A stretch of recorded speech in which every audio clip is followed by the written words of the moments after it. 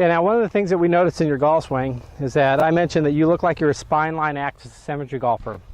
What that means is during the backswing, it looks like your upper shoulder girdle is actually rotating around where your sternum is.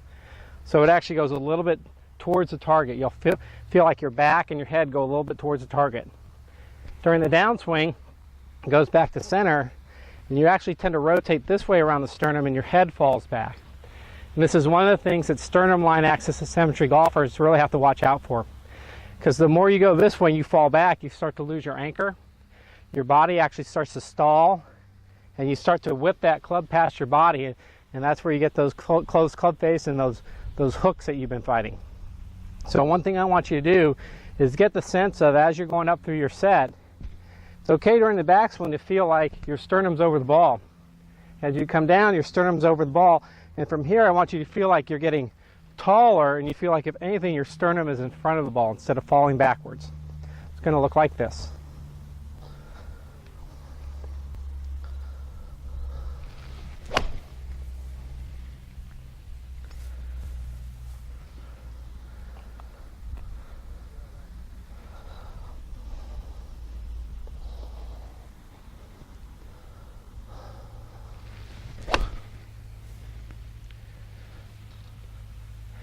Now I was able to get both of those shots to start off to the right, to launch nicely and hold their line.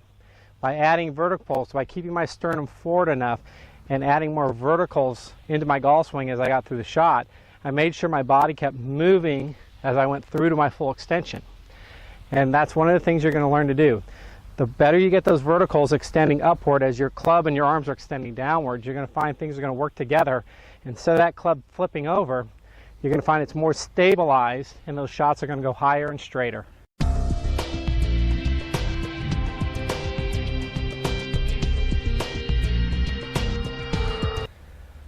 Okay, so what do I mean by the verticals? We noticed in your setup in the golf swing that you had a lot of bend from the waist, a lot of spine tilt. When you keep that spine tilt during your golf swing, your body slows down, the arms and hands pass your body. So what I want you to feel like you're doing is you're coming down, is I actually want you to feel like you're standing up on that left leg, and then you let your sternum and your head come up through the ball. So both side-on golfers and on-top golfers, or side cover golfers, which are in between, they need to feel like that sternum is working up through impact. Instead of staying in posture, you actually have to have the feeling like you're coming out of posture. Now I call it postural release or spinal extension. It's not early extension. It's just getting your posture to get taller through the ball. So as I'm coming down, post up on my left leg, feel my sternum come up. You notice my butt's still on the wall. It didn't go to the ball. So that's not early extension. So what we don't want to see is, as you're coming down, we don't want to see the rear end go towards the ball and your upper body stand up. We still want you to feel like you're posting up on that left leg as your rear end stays back. But as that club goes to the ball, I want you to feel like you're getting taller. So it's really postural extension. It's not an early extension. Okay? So one thing I tell people to do, just get as tall as you can through the ball. If somebody gave you $1,000 every time you swung and you got tall through the ball, what would you do?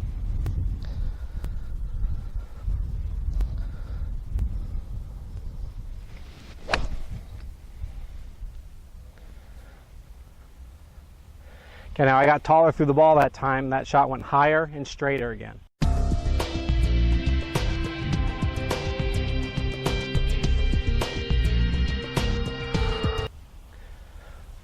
So another thing we see that happens in your golf swing that's related to this is that when your head stays down and back and you stay in posture through the ball, you're trying to get this extension that's way out here, right arm shaft parallel to the ground. When you do that, that club actually closes or flips through the ball. So instead of your extension working out towards the target, I want you to feel like your extension is actually working down and out towards the ball line. You're going to point that club out at about a 45-degree angle past impact. That's about right here. So if anything, you should reach your full extension just before that. The longer you wait to reach that full extension, the more likelihood your body's going to slow down, and you're going to actually have the club pass your body. You're going to be flipping it through impact. So again, I want you to feel like you're getting tall on that left leg, feel your sternum coming up, and you're extending that club down through the ball, trying to get it pointed more at a 45-degree angle. This is the position that we look for for your golf swing to know that you got to a good extension. I'm going to demonstrate a couple here now.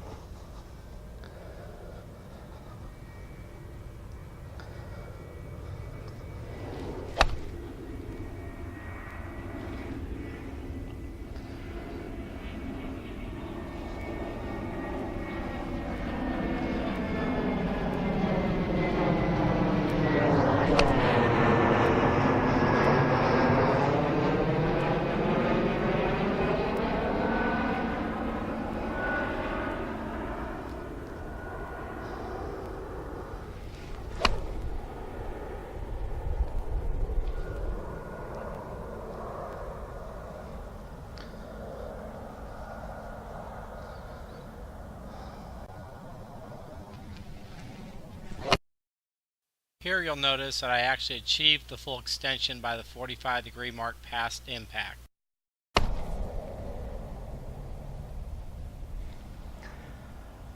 Okay, now notice I tended to chase a little bit past that 45-degree mark. I'm an under golfer, so I do want to extend out a little further. But what also happened is I went to that 45-degree, I still kept turning. So from this view, if I reach my extension at the 45-degree mark, but I keep turning, you'll notice that club's going to come around and it's a little higher. That's different than trying to stay in posture and extend out that way.